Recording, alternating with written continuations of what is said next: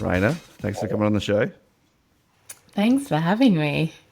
Am I saying that right? Is it Raina or Rana? Rana, like Rana Banana. That's usually how Okay, I Rana. get people to remember my name. Yeah. So I wanted to start by talking about, I guess, belonging and the sense of belonging. I've spoken a lot in this podcast about, I guess, what I would call my internal major issue, which was not feeling ever good enough. And that caused Mhm. like a litany of chaos through my 20s, a lot of problems. Uh, and I could see how a sense of belonging could cause a similar level of chaos, or I guess just internal pain. So I wanted to start by asking, I mean, what is a sense of belonging, and how can that positively and negatively affect one's sense of well-being, or one's well-being in general? Mm. I mean, there's so many ways you can answer that question. What is belonging? What does it mean to belong? There's academic ways. But I think most people know the feeling whenever I spend most of my time working with workplaces and talking to people about belonging and often start with, well, what is it that we're talking about? Most people know the feeling, and it is a feeling, it's an experience. When you look at, I guess, the more academic versions of it, we're talking about things like feeling accepted and accepted for who you are within an environment, within a team, within a family, with yourself. Not feeling like you are performing anything in particular, that you are valued and accepted as you are for what you bring to the table in a workplace setting, valued for the role that you play, or in a sporting team, for example. But equally, it also means that you feel supported and protected by the tribe or the team or the people around you, by the environment itself. And you feel like you can be yourself, like you can deliver and you can thrive. You feel connected. Connection is a big, facet of feeling belonging. So they're kind of the pillars of it. But when I talk about it, when I try and illuminate it to people, because I say all that and people kind of go, oh, yeah, okay, I guess I know what you're talking about. I often think, and even in my work, when you can get bogged down in, you can get to go down the rabbit holes of this work. When I want to kind of quick grab it, okay, what is it that we're trying to achieve here? What am I reaching for? I often remind myself of the feeling that it is. And for me, the feeling is akin to, when you go home and you put your home trackies on and you just go, and you sort of exhale. That's Yeah. belonging to me. That's the feeling of belonging where what in the environment that where you belong, you just sort of exhale and you can be yourself. And there's this little kind of distance between you and the rest of the world. There's a little barrier between you and the world, and you sort of can just be. And so that's what belonging is to me when I feel that, like, okay, now I can do my work. Now I can get stuck in. Now I can lock in. Mm. That's how I feel when I belong. It almost sounds like you're, I don't know, how do I put this? Like dropping your barriers, if that makes sense. Like I heard you speak about, I can't remember exactly what the terminology was, but there's like being a different person in different situations. I heard you speak about that Yeah. before. Yeah. I think you're probably talking about code switching, the idea of, Yes. yeah, which a lot of people experience where, for me growing up as a Muslim, Indian, Australian woman, I learnt about, us simultaneously existing in a couple of different cultures. And so you learn the ways of all of those cultures and you learn how to be. And, you're switching codes, like if you're playing two different codes of sport, and you learn the rules of each, and you can flip from one to the other, if you know both. And for people, particularly people from migrant backgrounds, for example, or from queer backgrounds, you learn how to be with your people or a people, but you also learn how to be in the mainstream. And so you learn to code switch, and how you behave, how I might behave with my Indian Muslim community is going to be very different to how I behave with the rest of community. And there's separate rules for that, and there might be separate language and value systems, and so you're flipping between those things, and that's a that's a significant skill set to have. And it's actually, I now see that as quite a strength, but it comes with a lot of exhaustion, and a lot of people talk about the difficulty of that, and the toll that that takes, where you don't ever fully feel like you're a congruent self because you're playing different roles all the time. And so I think, when you feel like you belong somewhere, there's no need to kind of perform anything. You're Yeah. just, like you said, that barrier is removed. You don't feel like you're playing some kind of game or rules. You're just being. I think there's something about just being that is really crucial to belonging. Yeah, it's interesting. Like my daughter has diabetes, type 1, and I've been doing like a lot of research, and there's a lot of research on how many extra decisions a child with diabetes needs to make in a day, and then that Yeah. leads to burnout and less energy to just be. And I can Yeah. kind of resonate like with the code switching thing, that how that would Yeah. lead to exhaustion and then less energy, I guess, for everything else. You hit the nail on the head. It's all of those micro decisions that you're calculating at any given time. You're not even fully conscious of it because you're doing it all the time. That's how, I mean, for me, I've always existed like that. So I don't really know how it is to be any other way. But then when you realize, okay, other people aren't negotiating as much as I am all the time, or other people are negotiating heaps more than I am because they've got added layers. It, and we all have things that we are constantly kind of navigating, but there is a sense when you're, particularly if you're not from the kind of dominant culture, there is an added layer of things that you have to kind of, duck and weave through, that the next person might not be experiencing. And yeah, there is a degree of burnout if you can't a get a handle of that, b find your own inner sense of belonging and power and strength. I think we see that with a lot of people, that there's just a tax on yourself and your sense of self that happens if you don't kind of grapple with all of that and work through it. You spoke about constantly negotiating. Are you talking about negotiating with yourself? Yeah, definitely. For me, for sure. I mean, it's everybody's experience is different, but I think, there's the carrying yourself in any given scenario. How for me, it sort of looks like bracing for how people are going to respond to me. What reaction am I going to get?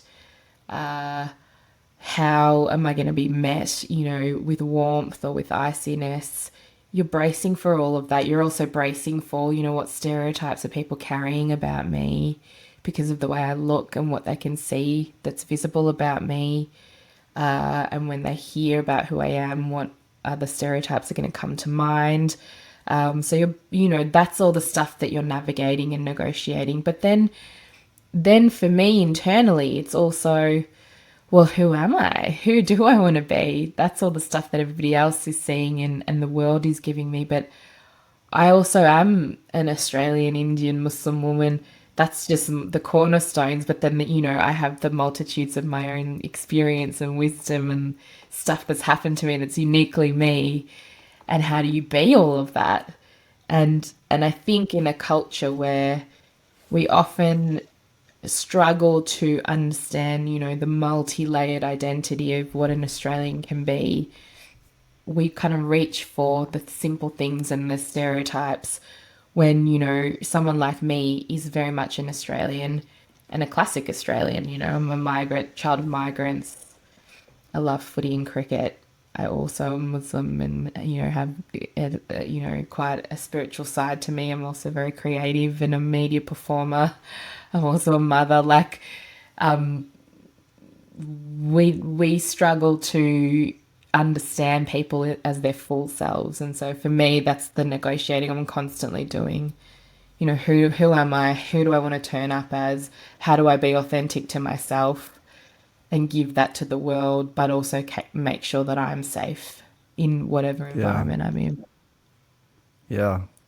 So I want to talk about both, I guess, in personal environments, but both in work environments. I mean, how do we cultivate a sense of belonging, I guess, for ourselves and the people around us? Well, for me, this, you know, it's wanting to. Um, in cultural intelligence work, and cultural intelligence is, we know about emotional intelligence. Cultural intelligence is another kind of area of work that works with people and communities not to learn everybody's culture. Like often we think, oh, I have to go out and learn about the Muslims and the Indians and the Irish and, learn everyone's culture so that it can be safe. No, that's kind of impossible. Cultural intelligence says, okay, look inward and consider how do I turn up when I'm faced with difference, and when something's different for me, how do I respond, and what are the skill sets I need to work with someone who's different, to work in an environment that's different, and to meet difference with curiosity and respect and inclusivity.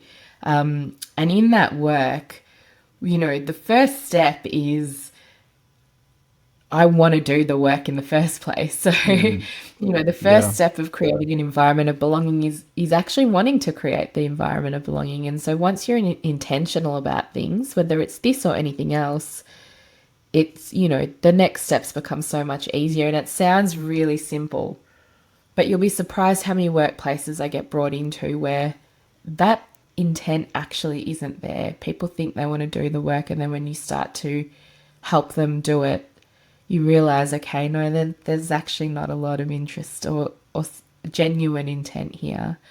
So the first step is actually, yeah, we really want to commit ourselves to this.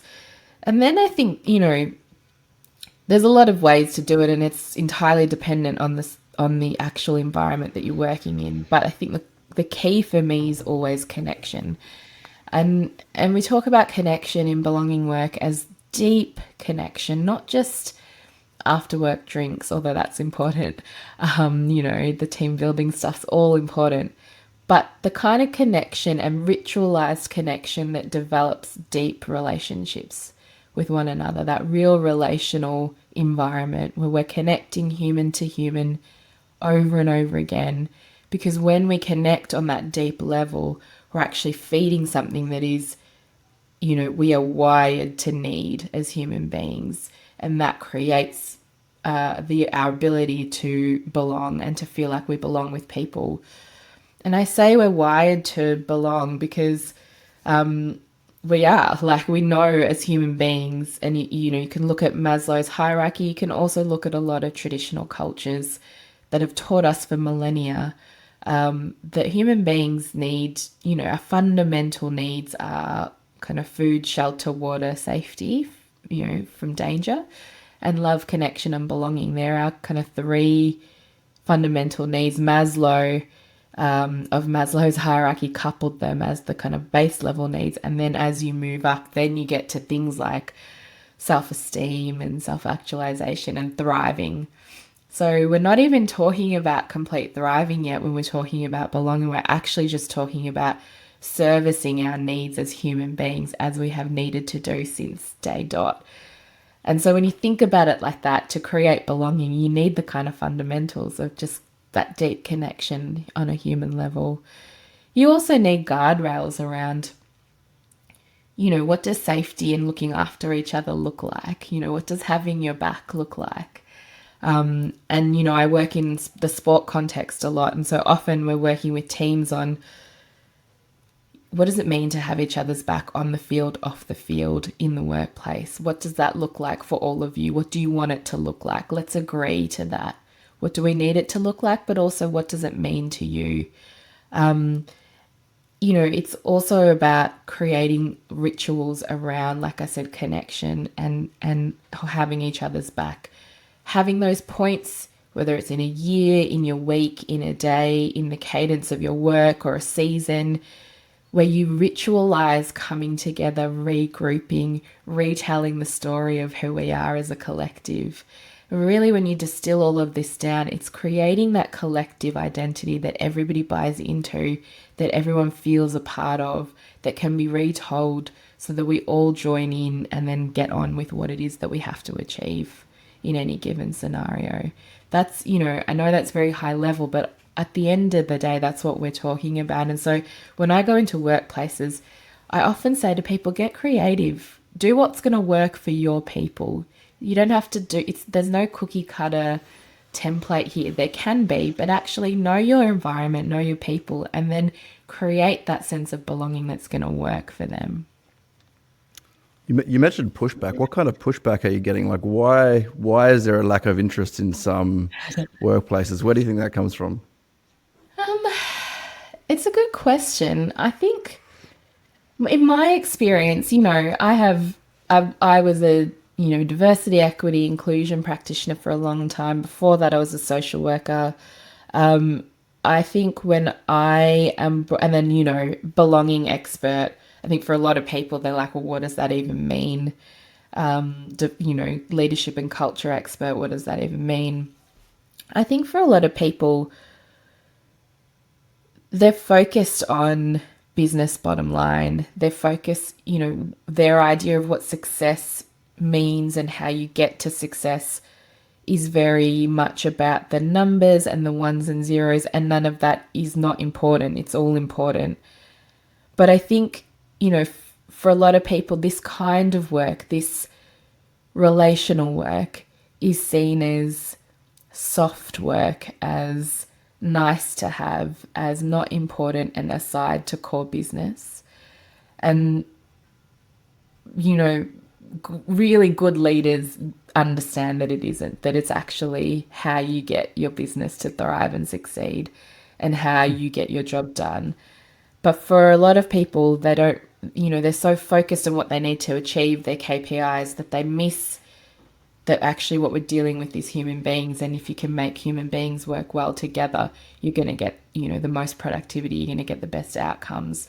And so, often that's where the pushback comes from. It's, well, this isn't Yeah. important. This is a waste of my time. But once you sit down with them, once you show them the data, the evidence, and then you step them through it, invariably they go, oh, yeah, of course. Actually, this is the Yeah. piece I've been missing because I can do the other bit. This is the bit I need. So, I mean, this kind of dives into my next question that I was going to ask you. Like, I've got a leadership team and I like to foster as much connection as possible because I think it's important that when you are having those high level conversations and potentially disagreements about direction, that Yeah. you want to be able to have, I guess, hard conversations, but know that you trust each other. Otherwise, you end up sitting in a room and you've got 3 or 5 people in the leadership team that are holding Yeah. back through fear of rejection. Yeah. But I mean, I can tell you from a small to medium business perspective, like I run in these circles and I know a lot of founders, owners, entrepreneurs, and myself included, who have been in situations where, they haven't slept for a week because something's gone wrong in the business and they're afraid they're going to lose their house. And I really resonate with the ethical standpoint of try to make your work environment and your culture as much of a positive, belonging place as possible. But I would love to talk more about. I've heard you speak about what we've got here: good team culture and inclusive leadership are the foundations for achieving excellence. I would love to talk more about, I guess, the performance benefit or the positive impact it can actually have on a business. Like, because I think a lot of entrepreneurs, like you said, would just see this as a box ticking exercise. So are you able to kind of help me make the case for why it can actually be a positive impact on performance as Yeah. well? I mean, the consultant in me and the expert in me is just like, I want to ask you that question, as a leader, if Sure. you're investing in connection with your executive teams, what do you notice happens when you do develop that? So I've got two things to say. I mean, the first one is I do know people that run their business with a very hard line, which is quite the opposite of what we're talking about. And but personally, I just don't want to be in that space on a day to day level, right? Like I want to be in a positive space. But from a Yeah. practical standpoint, what you get out of your team is I guess it's if you once you get to a certain level in business, it has to be a collaborative exercise. Like you can't just have one person at the top demanding there's a glass ceiling to that because that person's going to be burnt out. Whereas if you want to foster collaboration, people need to have the confidence to be able to speak out. And when you're talking about ideas, like I can potentially go off on a tangent as the managing director of a company and think this is a great idea. And if I've got, yeah, it happens. I do it all the time, right? But if I've got a leadership team that are afraid to say, Luke, I reckon this is a stupid idea and here's why, because Yeah. I'm going to attack them, then I'm actually not going to get that feedback I needed. I'm not going to, I don't know, Yeah. foster those conversations, those actual difficult conversations that really need to happen. Does that, Yeah. that's Completely. what I always thought about it. Yeah. Absolutely. And it happens all the time, right? Like there's always often actually, often I'm brought into a workplace or a leadership team because something's gone wrong. So there's very few organizations. I mean, I love it when they do, but a large bulk of the people that kind of bring me in is because something's going wrong or something's upset the team and we're troubleshooting. And then when you look into why that is, often it is because people haven't spoken up about something that's bothered them, or they think something's not quite right, but they haven't been forthright enough to say it. And then you dig deeper and you say, okay, well, why don't people feel comfortable? Then you understand, okay, there's a particular culture going on in this workplace where people don't feel like they can put their hand up and, blow a whistle. And so you're absolutely spot on. And what you're talking about there is psychological safety, which is, a cornerstone of this work and a lot of workplace culture work. And I think in belonging in particular, because it comes back to that, how do I have, my team's back? How does my team have my back?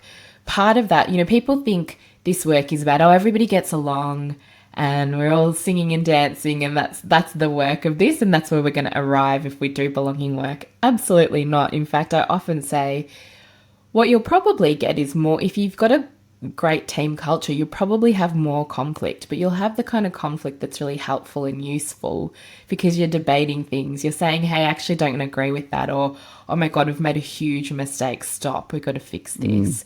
Yeah. And so You that, need, sorry, I was going no, to go. say just on that point, like you need people to be able to attack ideas, not people. Like that is, for me, the Yeah. critical, I guess, metric for a good operations team. Yeah, if I can offer one phrase that I keep in my head, it's you're hard on performance, soft on people. So Okay. it's not about letting people off the hook. It's holding a standard. Again, that's another misconception people have, I think, when we start to talk about culture building and belonging and connection. They think, oh, but what about accountability? Accountability's right in there and high up there, actually, because there's no trust without accountability. We have to be able to say, hey, that's across the line or that's not good Hmm. enough.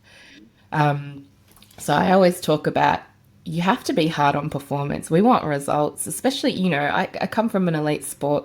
Not me, I'm not an athlete, but I've worked in the elite sports sector for a long time. There's absolutely no room for slacking off or letting people off the hook from a performance point of view because that's your job.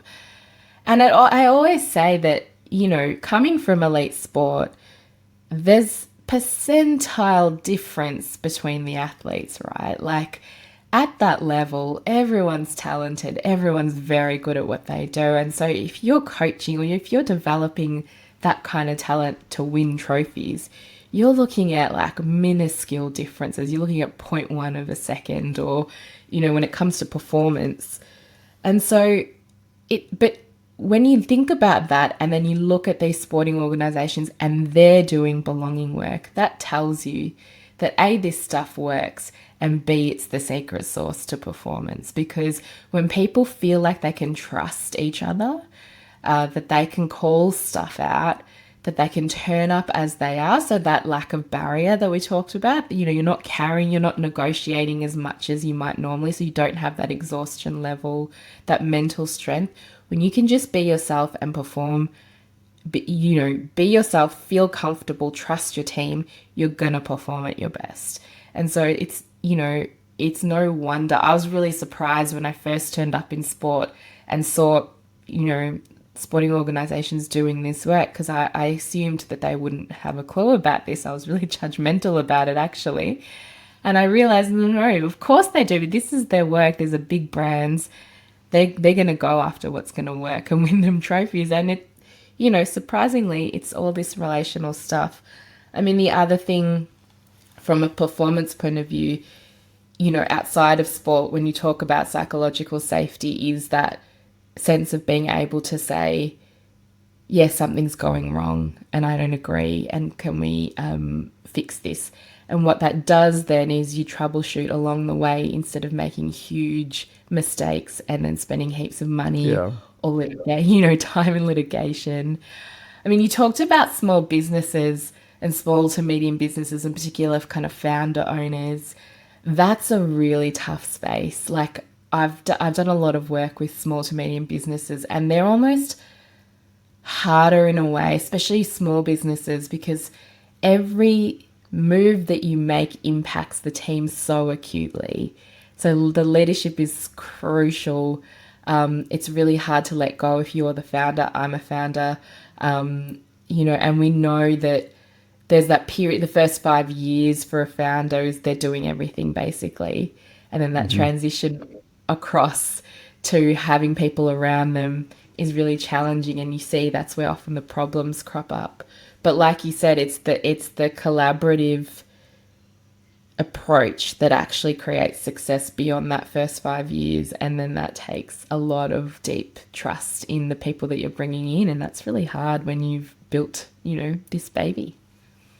Yeah. I mean, thanks for pointing out that, that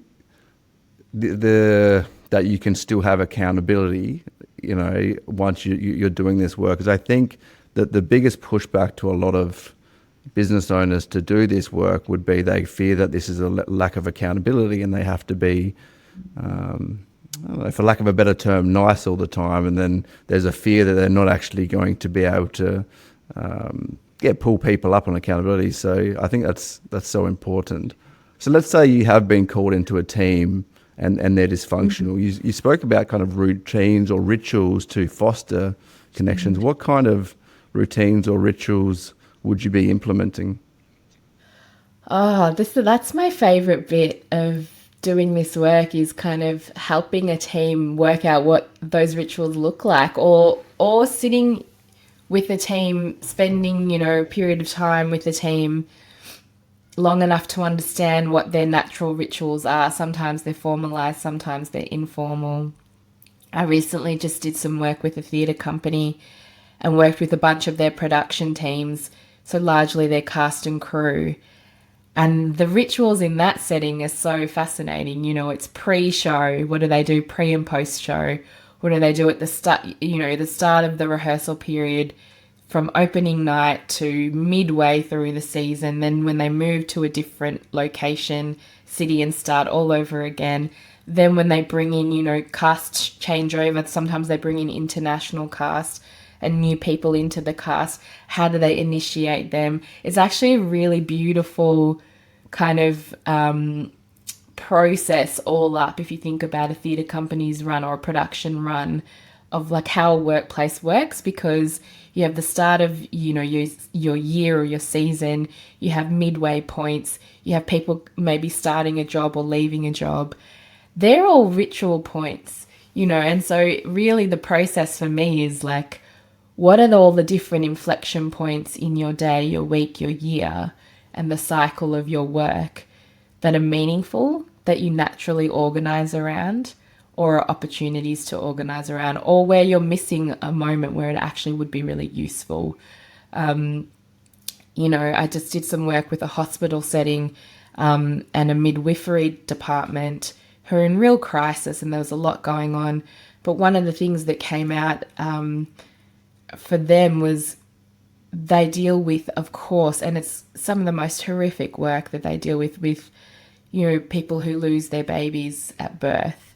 You know, what we realized in doing that work was they didn't have any kind of moment of coming together as a team when they've had to deal with something as significant as that.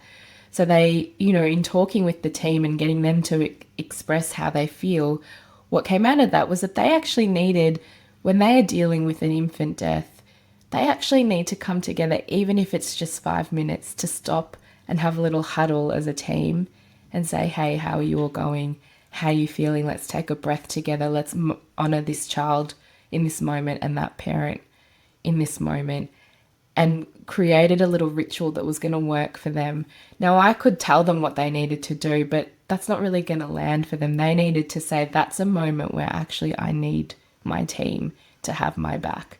And we're going to say, this is what's going to work for us. So, there's standard rituals people have. It might be a team meeting check-in, a 2-word check-in at the start of a meeting, at the end of a meeting. But I often urge people to create their own rituals. I mean, you probably have your own for yourself. In your day, do you have a moment that, or a few moments where you're kind of checking in with self?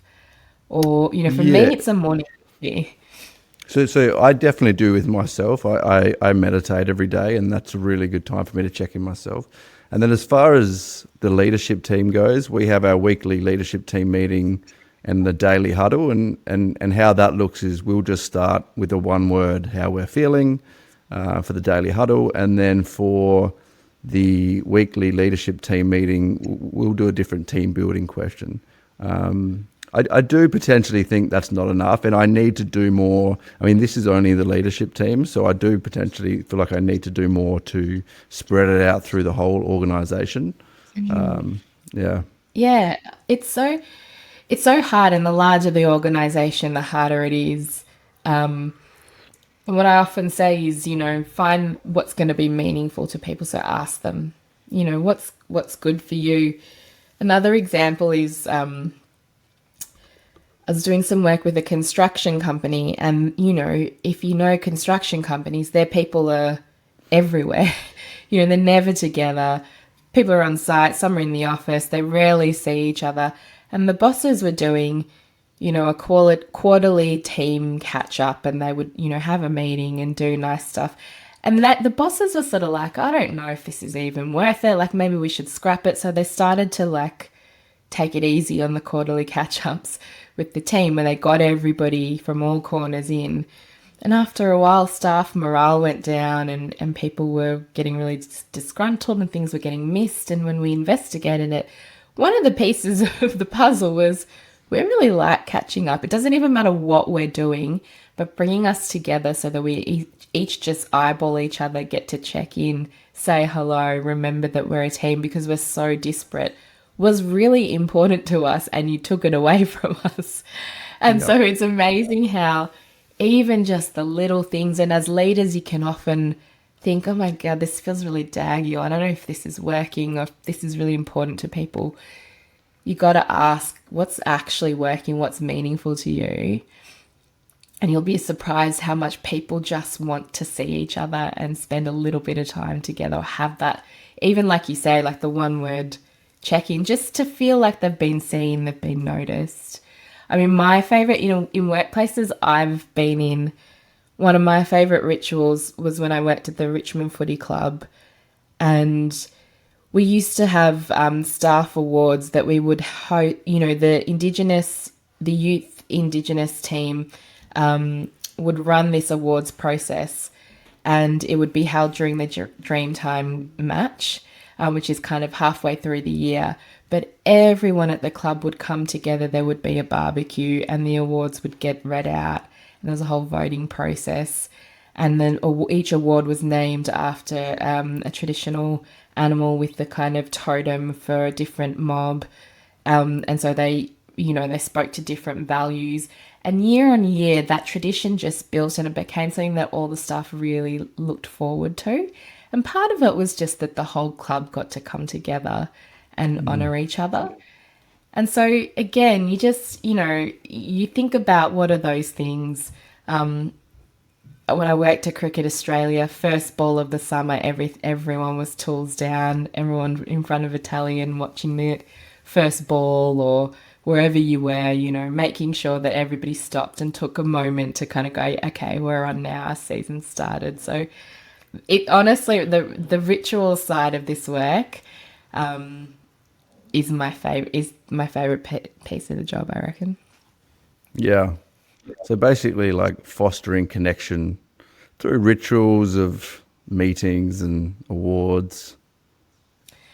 Yeah, and I think it's almost like, I don't know if you feel like this, it's like, what are the kind of emotional highs and lows of your work? What are the inflection points spiritually almost that you need to check in around? Like if you think about life, we honor our most important moments with rituals, right? Birth, death, marriage or coming together, partnering, celebrating or commiserating, triumph over adversity. I mean, that's what sport is. We've just had the AFL Grand Final weekend and our whole city stops for that. And you think, that's a ritual that even people who aren't really into the game will at least stop and recognize it. And that's the honoring of a culture, but also, feats of strength. So what it just, it's a nice activity actually. And I urge people to just stop and think either for yourself or for your workplace or for your footy team or whatever it is. What are kind of those meaningful moments that you could just add a little bit of kind of intentionality to? Yeah, interesting. So, how can we connect this to leadership? I guess. Do you have any practical advice that we can give to anybody leading a team? Yeah, it's so hard. Like, I often say this to people when they call me, they're like, usually, and maybe I should work on it, something that's more kind of templatey and generic. I really resist it because the work that I do is really kind of bespoke to every context. So as much as when people call me and they're Yep. like, can't you just give me the A4 page that I can do and roll out myself? It's like, yeah, I guess. But actually, when you want it to really work and if you're invested in this, this is probably the leadership skill. It's knowing your context and your people really, really well. So a good leader will design the environment for the people that they're serving, that they need to uplift. And so it's not, okay, well, I saw PwC do this, so I'm going to do it. It's, okay, I saw PwC do this. How does that work for where I am? Can I adapt it? Is it going to be useful? Let me check with my people. I'm thinking this, I want to trial this. Let's give it a go, but let's tweak it to make sense to us. The other thing, about knowing your people is good leaders have the ability to scan their environment and sense where there are kind of pockets of power or imbalance or, stuff that's kind of not feeling quite right. What are the unspoken rules of an organization or a team environment? There's the policies that we set, there's the stuff that we say, and then there's what people actually do. And often leaders they miss that. And we know the higher up a leader is, the more they're going to miss because unfortunately leaders don't get told the truth. We know that research tells us that they're kind of disconnected from what's actually going on. And we've all done it. We've all been, Yeah. employees, and we kind of skirt around what's actually happening. Don't tell the bosses what's really going on. So if you're a leader, Your job is to really tune in and have your ear to the ground. How do you do that? You build great relationships. You make sure that you have people, you be the kind of leader that people go, I'm comfortable to tell you the truth because you're not going to blow up, because you're Yeah. sensible. You go, okay, well, let's work out how to fix this. And I take responsibility because I'm the leader. So, yeah, I mean, so my problem as a leader and what you've got me reflecting on is like we have quarterly offsites where we set our goals for the next 90 days. And I use different facilitators for these meetings. And at the end of a meeting, after my team went home, I was just hanging out with the facilitator, and he's like, you have a big problem with dominating these meetings. And like, I had a thing where because I was busy all the time, I'm always in a rush. And I actually realized I wasn't letting other people speak because I was like, they would say something and I'd be like, okay, well, this means this. Let's write that down and we'll move on. And I wasn't actually letting people speak, and I was just dominating the meeting. So, yeah, it's just something that What I, a great insight to get, though. yeah, That's yeah. And I just need a how bit, do and you feel I could when also be, um, oh, good question. I mean, it didn't feel great at first. I think I got defensive at the time, but I'm very overly conscious about it now because I can be quite loud and dominating. And I think, I was doing the opposite. And then when people wanted to say something, they wouldn't because there was a fear of me speaking over them and just pushing on to the next part. So I think I actively now try to shut up, for lack of a better term, and try to bring as many other people within the conversation as possible. Yeah. it's such a great example, and trust me, a lot of leaders have that. I can do that. That's absolutely one of my traits. If I'm leading, if I'm facilitating, I have to really watch. Okay, how much am I talking? Am I giving enough space? Am I giving enough silence? How much inviting am I doing? But what I hear when you tell me that is, A, how incredible it is that you were open to hearing the feedback, and that you have external people coming in that can play that back to you, because how else will you know? And B, like, yeah, it's really hard when you get those reflections. Like, that's Yeah. totally natural when someone gives you that kind of feedback. You're like, oh, of course you take it personally. But Yeah. the trick is in, okay, absorbing that initial like, oh, gut punch, and then doing something about it. That's all any of us have, and there's no perfect leader, right? All we have is hear the feedback, take it in, tweak something, see if that makes a difference. Do you feel like it has? Yeah, for sure. For sure. And like, I mentioned this before, but I do feel like there's a glass ceiling on leaders who lead like that, right? Because they're never going to build leaders. Like I need Yeah. to, yeah, I need to foster so I need to grow their confidence to be able to speak out, because then when they speak to their teams under them, they need that training, if that makes sense. Totally. And what you're doing is showing that you're there to serve them. People, I think a lot of leaders forget leadership is service.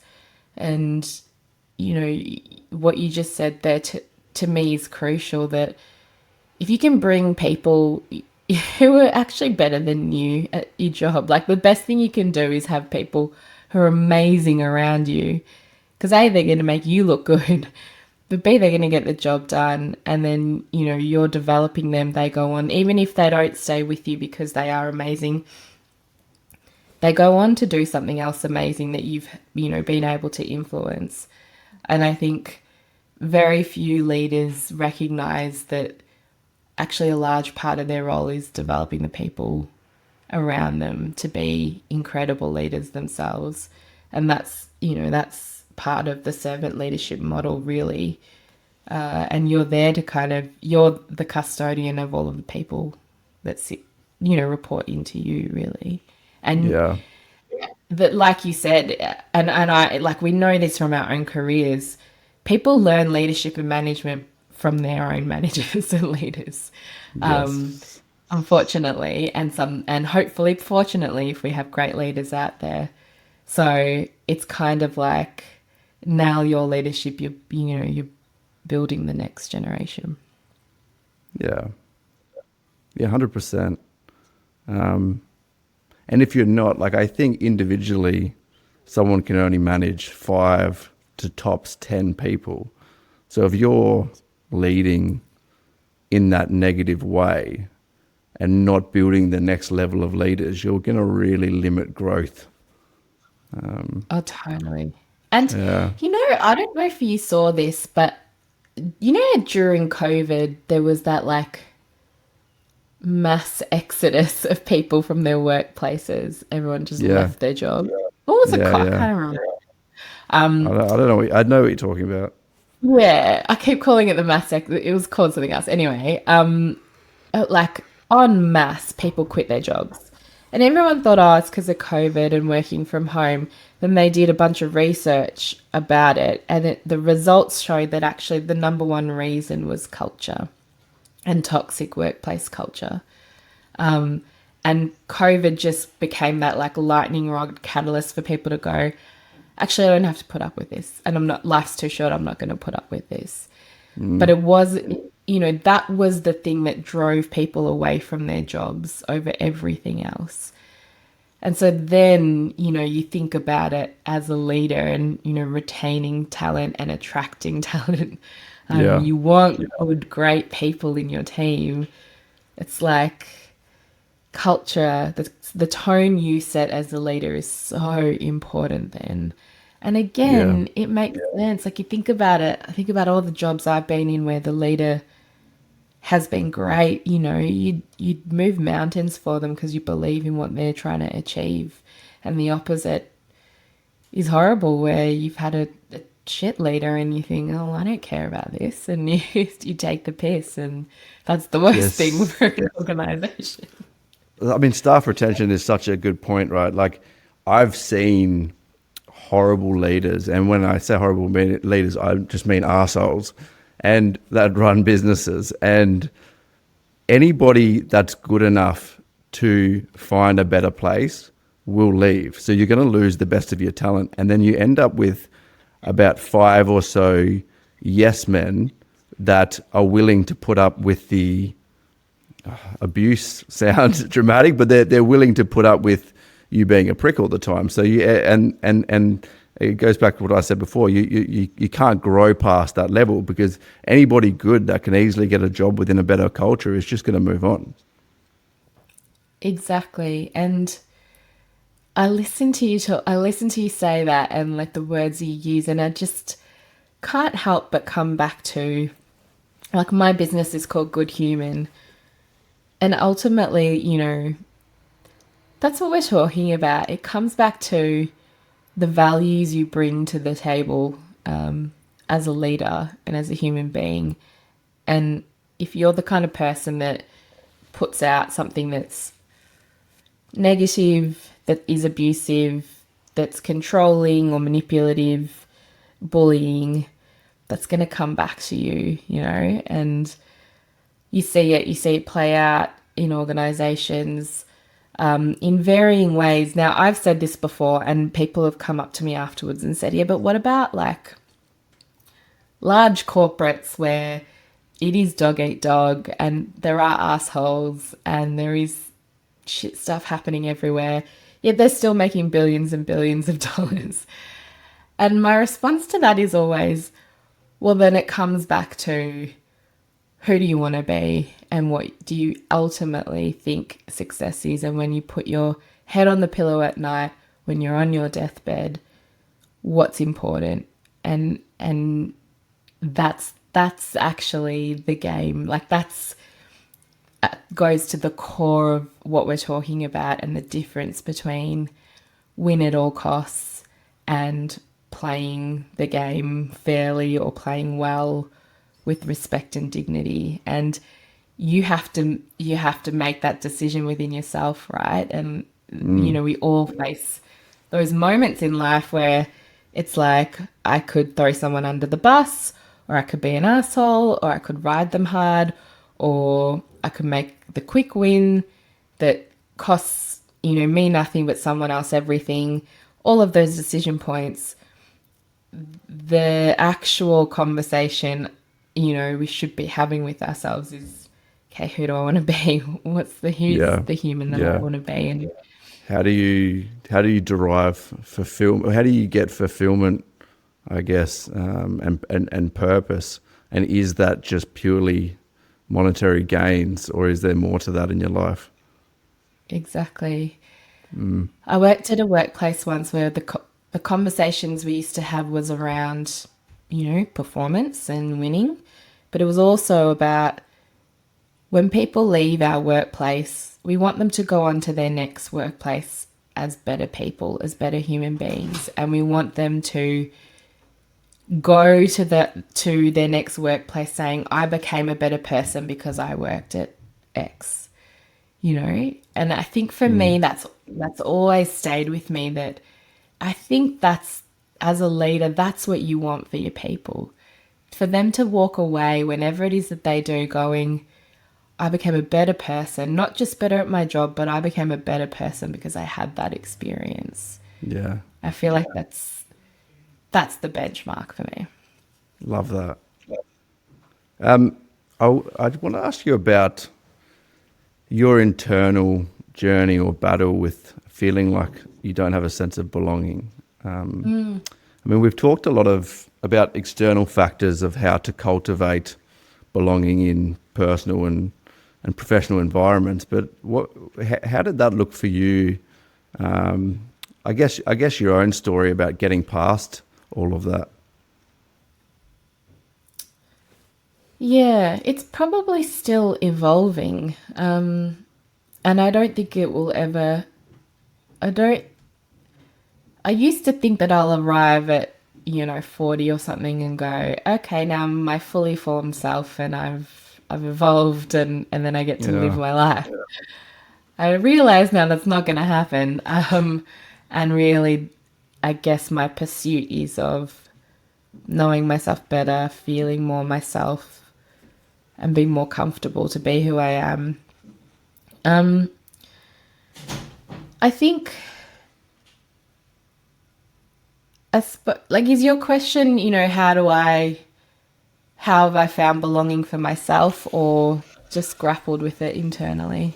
how have you grappled with it? I guess both, and I think like I said earlier, I mean, my biggest internal battle in my life was like not feeling good enough, not feeling loved, and I think how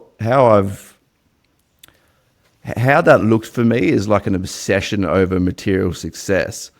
And it was effective, like from a point of view of getting that success. But like what I was chasing wasn't what I actually wasn't going to solve the problem. Like I had a chat with a friend the other day and he was feeling extremely apathetic about his business.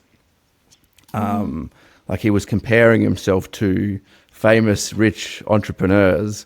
And this guy's doing serious numbers.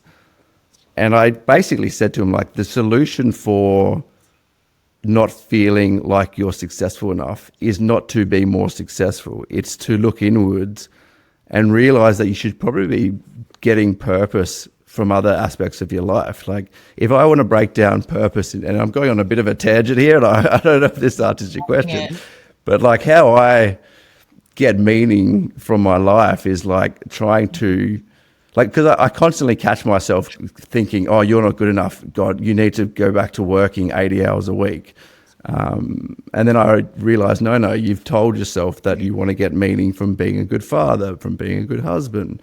You get meaning from fitness. You get meaning from, as we spoke about, I don't know, ethics and stuff like that. So how I deal with that internal battle of not being good enough is coming back to realizing who I am, who I want to be, and how I get meaning and purpose out of life. And I'm just wondering whether there's any similar vein that you can speak about with the issue of feeling like you're not belonging, because I would imagine that would, I don't know how that would foster in behavior, but I would imagine that would be quite a difficult feeling to deal with on a regular basis.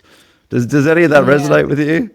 Oh, it resonates so Okay, much. cool, cool. I thought And I I'm was just going, going off on a tangent. no, no, it's like the crux of, well, I'm writing a book at the moment, or trying to, and it's kind of the Awesome. crux of what I'm sitting with, and frankly have always sat with, and I think always will. I really relate to the not good enough thought bubble, or just, record that won't stop in your head. I, was raised by very high performing A-type personality, migrants who, and I think a lot of migrant kids could relate to this, the sense that, okay, I've got to be really successful because my parents did a lot and gave up a lot, and I invested a lot in us. So we've got to be kind of the exemplars of what, the migrant child can be. So all of that plays out in my head all the time. But there's a few ways for me to answer this. I was raised as a Muslim, and so faith has been deeply embedded in my psyche and who I am. And so for me, purpose has always been really codified and really spelt out. As a person of faith, that is about living on the earth, believing in God, being the best person you can be, and doing good, and not being perfect, which is the trap that a lot of us fall into because we think we need perfection. But actually, what my faith tells me is that perfection is for God, not for humans. We don't need actually to strive for that. We're made fallible, we're made to make mistakes, and actually, the beauty of being who we are is the mistake, and it's the getting up again. And that's kind of where I am now with my faith, because I think for a long time faith was something that I felt really was constricting, was a lot of rules, was a lot of, you have to be perfect, you have to, be, the perfect Muslim, do good all the time, you can't make mistakes, and if you do, you're sinful. And it took me a long time, and there's some really, there's a lot of cultural overlay of that, but actually when I stepped back from that and found the spirituality of my faith rather than kind of the rules, or what, the philosophy and meaning underneath some of those rules, I understood, oh, okay, it's about the pursuit, and living life in the pursuit of good, of good for yourself, of good for others, of good for society. And the pursuit is the point, and that you'll fall is inevitable, but that you get back up again and you try again. And so for me now, that's purpose. And so that's why, like I said, my business is called Good Human. It's, about pursuing good, but recognizing and embracing the fact that you're human. And so whatever that looks like. And yeah, it kind of distills down to that. Like, I think, well, if I can walk away from like this conversation with you, from the conversation I have with my barista, when I walk past the person who's sitting on the ground who's asking for money, if I can turn up as my best self, or ask myself to turn up as my best self, that's the best I can do. And I can put my head on the pillow at night and go, well, I tried. I turned up. I asked myself to do the best I can do. And sometimes I don't get there. My daughter will really test me, and then I can lose it. And, I can ask, I can try, okay, let's try and emotionally regulate and not crack it at her when she's like playing her recorder in my ear 10,000 times a day. But, if it's been a stressful day and I don't quite get there and I lose it, I get to say, okay, but you gave it your best shot and you tried. Mm.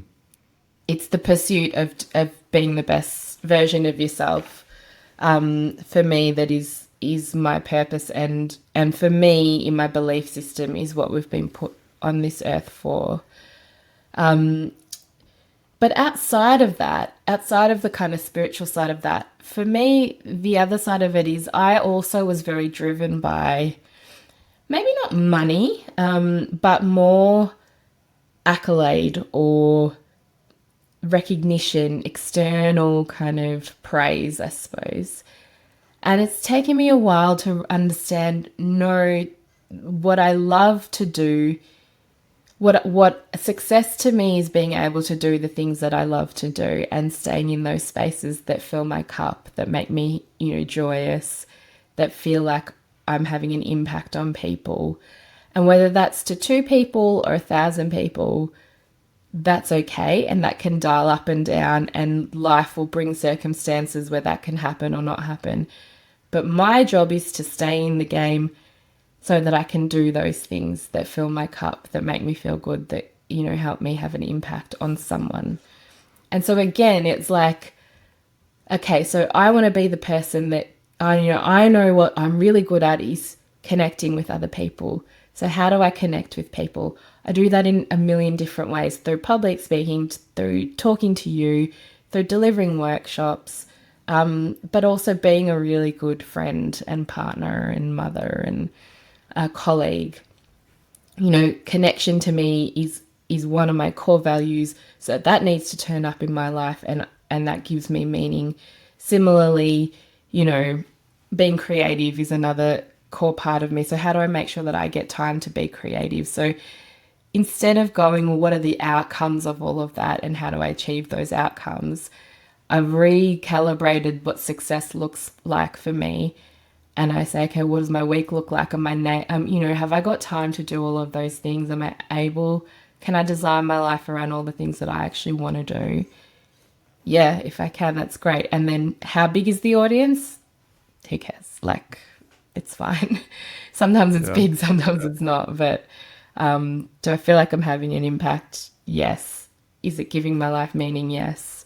Then I'm winning. Like, that's the bottom line for me now. That's awesome. I mean, thanks for sharing. Like, I'm. It was great, like hearing about what your faith means to you. Like, I, in my early 20s, I threw myself fairly deeply in the new atheist movement. I actually think that that led to I think a fairly deep sense of nihilism, and then that led to a chaotic life of nothing has any meaning, and I'm going to do whatever I want, and it led to kind of alcohol, drugs, and whatever stems from there, right? Like, and as Yeah. I'm getting older, I'm trying to figure out what a what spirituality. Like, I've just considered myself, like over the last couple of years, I've just started considering myself or identifying as spiritual, which was a huge step for me, being such a staunch atheist, because I think I did throw out um, I think I threw out the baby with the bathwater. I was always so against organized religion because I put a lot of the like Australia only legalized gay marriage in what 2017, and I put a lot of that anti-gay stuff at the feet of organized religion, right? Like, but yeah, I think there's something there that I'm missing. So I'm currently kind of exploring that for myself, and what that looks like, I'm not sure yet, but I know there's something there for me. So I think it's a really common journey, and I feel like I've been on it myself, even though I was raised with religion. And I wasn't just raised with religion like, church on a Sunday. Like, my family is very conservative, quite orthodox. And it was the thing in my life. And I felt like a very religious child, but I realized a lot of that was like, I just want my mum to be happy with me, and so I followed all the rules, and I tried to be the best little Muslim I could be because I wanted their approval, basically. Because I didn't feel like I was good enough. All of that stuff played into it. And I went through a long period of kind of being very angry at organized religion as well. But the thing that's always stayed with me, and when I, have veered away from it, I come back to, is that sense of something greater than us, that that we are connected to. And for me, that's God. But it does give me purpose. And if there's one thing that I often kind of hope people consider in their life, is to just walk through the world with purpose, and whatever that is, but be intentional about how you live your life, and yeah, and I can fully appreciate that for a lot of people who don't believe in God and don't want to believe in God, there's still purpose and that's fine. And I just, the thing that, that makes me the most depressed is to know that for many of us, we live our lives without even really thinking about it. It's just Yeah. like, just please go sit by yourself and just consider, why am I here? Why am I here in this moment? Why am I here today? To these parents, what have I been given by the universe to make use of? What are my circumstances that I can do something with? And what do I live for? What's important? And if that is, I want to be the best, I live to be the best husband I can be or the best mother I can be, great. Be Mm. intentionally driven, be driven by that then, and pursue that. But I think the saddest thing to me for a human is to walk through life not even considering, well, what am I here for in the first place? Yeah, I love it. I think, like, I speak about intentionality a lot, right? And I think the way I put it is either be intentional or get dragged by life. Mm. And I do have a personal coach where I'll do a full day offset and we just work on values and purpose. And then from there, I can create different buckets where I get meaning out of my life. And at the moment, that looks like, yeah, being a good father and husband, fitness, connection, and then what I'm calling spirituality, which I don't actually know what it is yet, but No. I'm exploring that as we keep going. Maybe after we've finished, because I'm dying to know what you're learning about spirituality and what you're finding. It So might not be. the way I put it is, at the moment, is kind of an exploration of consciousness and what else is out there. So I've been doing a lot of reading on Buddhism. I meditate a lot. I do psychedelic retreats every now and then. But yeah, I mean, I'm still figuring it out. So There's something, I feel like when I talk about God, when I say, well, my purpose in life is to be in service of God, and that is to be, the best person I can be on this earth and do as much good as I can on this earth while I've got the time. I feel like people roll their eyes and go, "Oh my God," and stop listening. But in our faith practice, and every faith and spirituality is different. In our particular faith, we pray 5 times a day, which is akin to kind of meditating. In fact, it is meditating. But we also have kind of poses that we strike. I guess it's a mix of yoga and meditation. And for us, it's prayer. And one of them is to put your forehead on the ground. And there's just something that happens for me when my forehead is on the ground, and and that in that moment is kind of when you pour your heart out, and when you sort of say, and you're speaking to God. And, for us, God is the high power above everything else, and, holding everything and all of us. And when you pour your heart out and you just say what you're feeling and thinking, there's some deep connection that happens with your head to the ground that feels so important and transformational to me, that I just go, well, I can't walk away from this. Like, people can think whatever they want, but for me, that's just a beautiful moment of reset. And we have, gratitude practice baked into our faith. So, daily practice of being grateful, of speaking certain words of gratitude, of reflection about what what we could be doing better. All of that, when you look at positive psychology work now, like, that's all elements that are there. So regardless of the way it's framed, having that practice, I think, is just crucial for human beings. yeah, And I really resonate with that. Like, that's what the biggest thing about meditation for me is. It's like taking that minute to pause and or 10 minutes to pause and actually figuring out how I'm feeling, what's happening in my body, why, And I actually think that was so crucial to me getting sober, because I think I was just like racking up all these high intensity feelings and never checking in on myself. And then I was using drinking to numb those feelings. So without kind of a constant practice of sitting in silence and actually just feeling how I feel and reflecting on I guess myself in the day. Yeah. Do you feel like, I don't know about you. I mean, I have and I still do, and I had and still do have a lot of escapism behaviors, when Oh yeah. the I life don't can, know. yeah, right? It's, Yeah. we all do. And so for some of us, it's substance, some of us, it's, whatever else that we do. But the calm and the inner joy, like it's not that outward exuberant joy, but the inner joy and calm that I feel when I do nail my prayer or meditation, is like nothing else that you can kind of get anywhere else. Yeah, and I think I was looking for that by chasing materialistic success. Like, and then you hit Yeah. a point of success and you go, okay, I still feel like shit. I'm going to do another whatever X amount of revenue. I'm going to make another X amount of profit. And then I'll finally feel that inner peace. But then realizing that I actually need to cultivate that inner peace, and I'm looking in the wrong place to get it. Yeah. Yeah.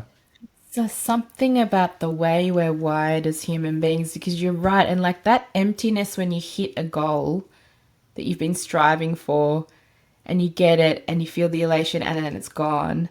Like that specific emptiness is like a pit inside you, right?